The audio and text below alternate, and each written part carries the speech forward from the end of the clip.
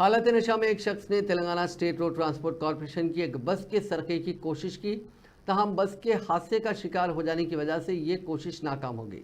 ये वाकया जिले निर्मल में कल शब पेश आया। पुलिस ने बताया कि हालत नशा में रहने वाले उस शख्स का नाम वाई गणेश है, जो महाराष्ट्र के नांदेड़ का रहने वाला है। वो 2 दिन कबल रोजगार की तलाश में निर्मल पहुंचा था। उसने निर्मल डिपो में ठहरी हुई एक बस को स्टार्ट किया और लेकर रवाना हो गया। ताहम इलाके सूफी नगर जाने के दौरान ये बस हादसे का शिकार हो गई। वहां मौजूद मकामी अफराद और सिक्योरिटी गार्ड ने हादसे के ताल्लुक से जब मालूमात हासिल की तो इंकशाफ हुआ कि बस का सरका किया जा रहा था। बादशाह मकामी अवाम ने उसे पकड़कर पुलिस के हवाले कर दिया। मकामी अफराद के मुताबिक एक शख्स दीवार फांदकर बस स्टैंड में दाखिल हुआ और बस को ऑन करके ऑटोमेटिक बटन की वजह से उसे वो आसानी के साथ लेकर रवाना हो रहा था। इंस्पेक्टर निर्मल पुलिस प्रवीण कुमार ने बताया कि कबलजी सिक्योरिटी गार्ड वंशी कृष्णा ने शिकायत दर्ज कराई थी कि निर्मल डिपो से बस का सरका कर लिया गया है।